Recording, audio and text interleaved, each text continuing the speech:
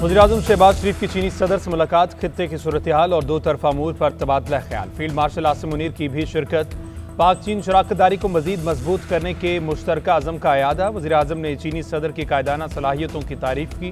कहा, सदर Xi Jinping की बसीरत और क़यादत की बदौलत चीन ने जदीदियत और तरक्की की मनाजिल तय की।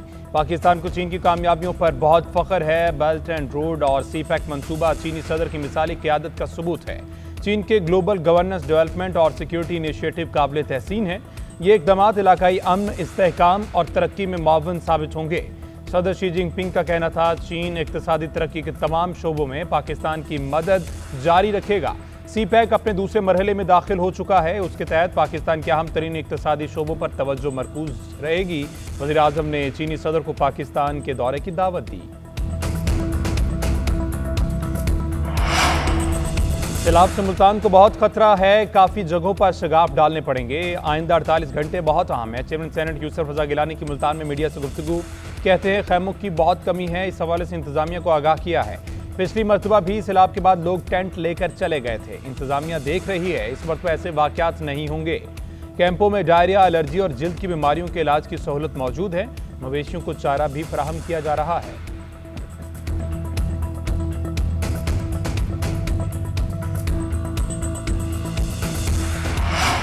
तहरीक इंसाफ के अरकान का कौमी असम्बली से walkout. Chairman PTI barrister Gohar कहते हैं, बहुत कोशिश की कि सिस्टम का हिस्सा रहे मगर आवाज़ नहीं सुनी गई।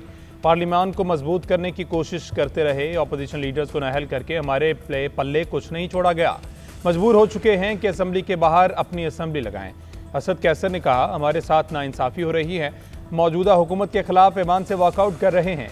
कायमा कमेटियों से भी अलहदगी इख्तियार कर ली। स्पीकर एयाज सादिक ने कहा, आज ऐवान में सैलाब पर बहस हो रही है।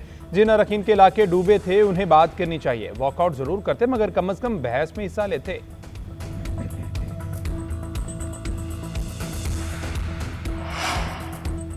कालाबाग डैम मुल्क की जरूरत है। सियासत की वजह से यह मंसूबा रुका हुआ है। इससे 3 सूबों को फायदा होगा। पंजाब, सिंध और खैबर पख्तूनख्वा को पानी मिलेगा। सिंध को कालाबाग डैम पर मसाइल हैं तो मेज पर बैठकर बात करे।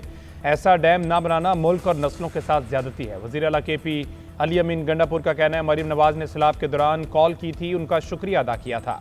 पंजाब को पेशकश की है कि इमदादी सरगर्मियों में मदद चाहिए तो हम तैयार हैं। सैलाब के मामले पर सियासत नहीं करनी चाहिए। हमारी कुछ मशीनरी विफाक में फंसी हुई थी, वो ज्यादातर मिल गई है।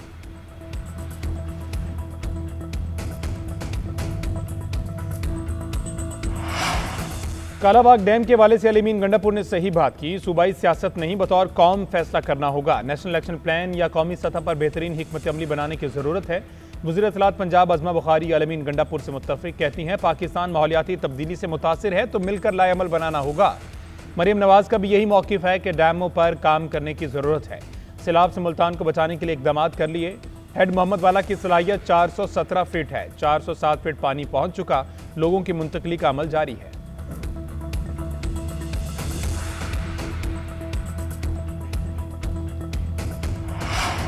भारत की जानिब से सतलुज में पानी का एक और रैला छोड़ दिया गया। शाम के औकात में 4 से 5 लाख क्यूसेक पानी पंजनद में पहुंचने का इम्कान। पाकिस्तान को इंडस वाटर कमीशन की बजाय गैर रस्मी तरीके से इतला दी गई। DGPDMA के मुताबिक पंजाब के 9 अजला को हाई अलर्ट पर रखा गया। हरिया के और फिरोजपुर में ऊंचे दर्जे की सैलाबी सूरत हाल। दरिया चनाब में तरेमो से रैला हेड मोहम्मद वाला की तरफ बढ़ रहा है। मुल्तान पर प्रेशर आएगा। 8 लाख क्यूसेक का रैला गुजरेगा।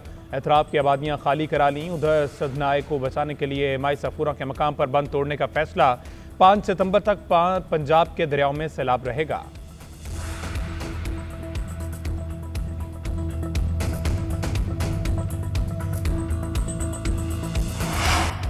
बानी PTI के दांत और कान के अलावा सेहत तसल्ली बख्श करार। पिम्स मेडिकल बोर्ड ने बानी PTI को सेहतमंद करार दे दिया। कान और दांतों के लिए स्पोर्टिव मैनेजमेंट की तजवीज़। रिपोर्ट के मुताबिक अक्टूबर 2024 से अब तक पिम्स मेडिकल बोर्ड बानी का चेकअप कर रहा है। जुलाई 2024 में बानी के ज़ाती मुआलिज डॉक्टर फैसल अडियाला जेल आए थे। अब तक 15 से ज़ायद मुख्तलिफ डॉक्टर्स उनका चेकअप कर चुके।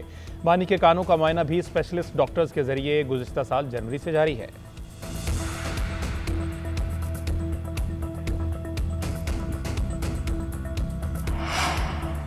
ऑनलाइन लोन कंपनीज की जानिब से बड़े फ्रॉड का इंकशाफ। नेशनल साइबर क्राइम इन्वेस्टिगेशन की सेनेट की कायमा कमेटी बराए IT को ब्रीफिंग। बताया, नॉन बैंकिंग फाइनेंशियल कंपनीज कर्जों का फ्रॉड करती हैं। 1800% सूद लिया जाता है। ऐप डाउनलोड करने से गैलरी और राब्ता नंबरों तक रसाई हासिल कर लेते थे।